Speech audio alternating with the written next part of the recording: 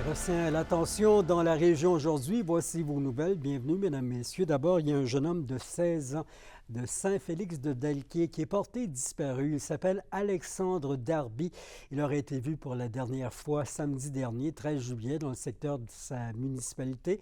Vous le voyez à l'écran, il mesure 5 pieds 9 pouces, pèse 119 livres, a les cheveux bruns et les yeux bleus.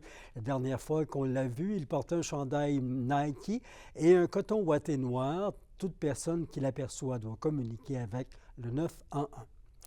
Une vingtaine de personnes se sont rassemblées au parc Albert-Dumais à l'invitation de l'expert en criminologie Jean-Claude Bernheim aujourd'hui. Comme on vous le racontait hier, il est d'avis que de nouveaux éléments pourraient solutionner le meurtre de Sandra Godette.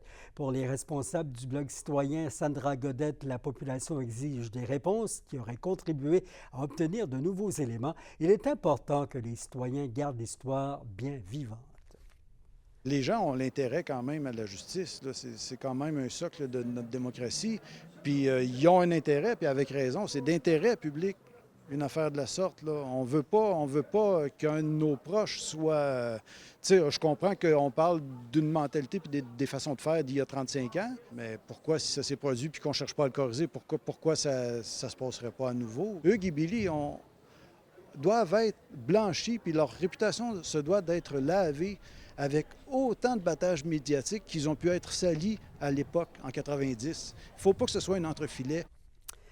Un affidavit, une déclaration sous serment d'un policier de Val-d'Or qui n'aurait pas été divulgué aux avocats qui défendaient Hugues Duguay et Billy Taillefer lors de leur procès pour le meurtre de Sandra Godette en 1991 pourrait permettre de solutionner le crime 34 ans plus tard. Toutefois, selon Jean-Claude Bernheim, le ministère de la Justice devra inciter une enquête publique pour que ces nouveaux éléments amènent au dévoilement de l'identité des véritables assassins.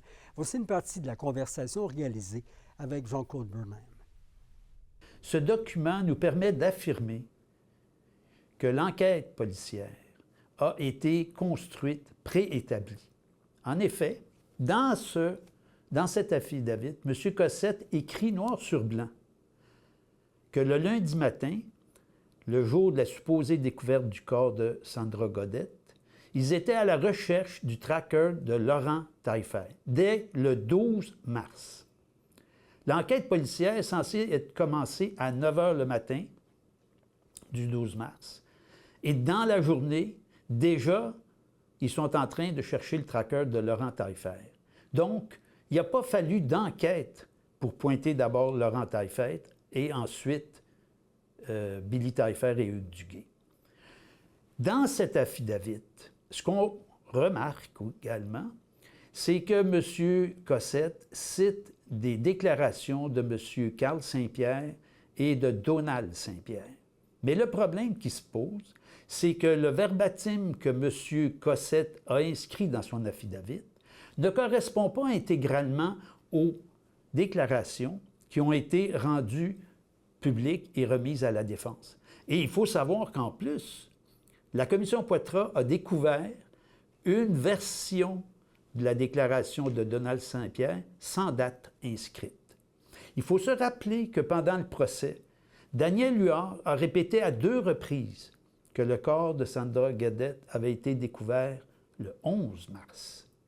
Il faut se rappeler que le policier de la Sûreté du Québec, M. Betté, a écrit dans 2 rapports distincts que le corps de Sandra Godette a été découvert le 11 mars. À partir de ces informations-là, quand on sait aussi que M. Cossette, quand il rapporte le verbatim de lettre anonyme ou de la déclaration de Billy Taillefer, tout y est intégralement identique.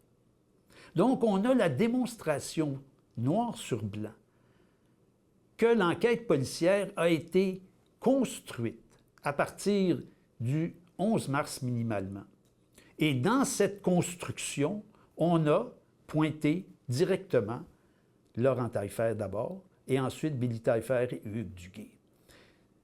Alors, comment on peut penser que cette enquête est réellement une enquête et non pas une façon de détourner l'attention sur les vrais coupables? Parce que la police de Val-d'Or de l'époque protège ces personnes. Elles sont connues de Michel Cossette et de Daniel Huard. En juillet 2024, on arrive avec la solution à l'énigme de Val-d'Or.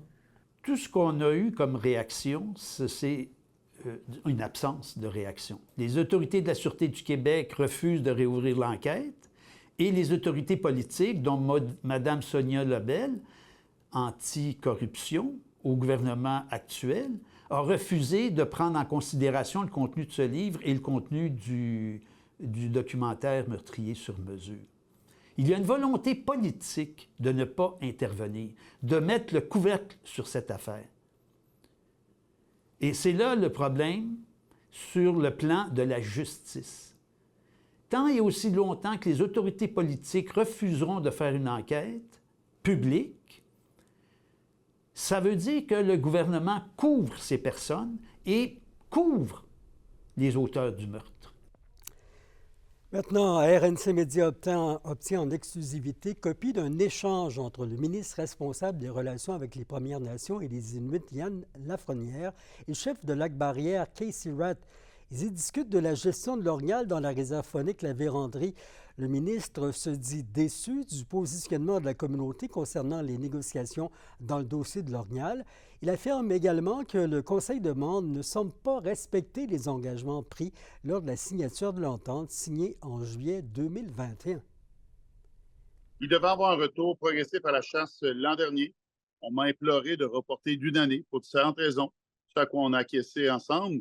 Et là, depuis les derniers mois, on a tenté à plusieurs reprises d'avoir des rencontres, de mettre en place ce plan qu'on avait signé ensemble. Et il n'y a pas d'adhésion. Alors, pour cette raison-là, j'ai écrit à la communauté de Lac-Barrière disant que j'étais inquiet. J'étais inquiet pour les relations harmonieuses pour la région. C'est ce soir, 19h30, qu'a lieu la grande première de la pièce Dernier embarquement au paradis par la troupe à cœur ouvert. La comédie musicale est un hommage à la pièce Le Paradis du Nord qui a fait vibrer la région pendant 7 ans. Ce soir, lors de la première, 2 piliers du Paradis du Nord sont présents, l'auteur Daniel Trottier et le compositeur musical Jacques Marchand. Un hommage sera rendu à Mme Isabelle Damour, qui était directrice générale à la ville de La Sarre. Une grande nouvelle sera aussi dévoilée en collaboration avec le comité de la parade de Noël de La Sarre. Dans le monde du sport, la seconde étape du Tour de l'Abitibi s'est entamée dans la dernière heure à Amos. C'est une étape de 102 km auquel les coureurs doivent franchir la ligne d'arrivée à Val-d'Or vers 19h25. Rappelons qu'hier, le Français Élan de la Ronde s'est emparé provisoirement du maillot brun remis au meneur individuel du Tour en vertu de sa victoire lors de cette première étape. Le Tour de l'Abitibi se déroule jusqu'à dimanche en après-midi. Et les championnats canadiens Master 2024 se sont conclus dimanche sur une bonne note. En plus de plusieurs médailles pour des athlètes de la région, Jessica Ruel a établi un nouveau record canadien Master dans la catégorie des femmes 30-64. C'est son arraché d'une barre de 68 kg qui lui a valu le record et une première place pour le club Héraclès de Rouyn-Noranda, Stéphanie Poirier chez les femmes 40-71 et Mario Robitaille chez les hommes 55-73, ainsi que David Petit dans le M50-61 ont tous mérité une médaille d'or. Les nuages se réunissent dans la région au ciel ce soir avec 60 % de risque de pluie, c'est ce soir et cette nuit. Attention aux brouillards dans vos déplacements alors que le mercure doit descendre à 10. Demain, des nuages et 40 % de risque de probabilité d'averses en matinée, puis un dégagement graduel en après-midi, maximum à près de 22. En aperçu vendredi, vous le voyez, du soleil partout et 25 degrés. C'était vos infos régionales. Les responsables du projet Horn 5, la nouvelle mine projetée à Rouyn-Noranda, convient les citoyens au centre des congrès. C'est à 19h. Allez-y.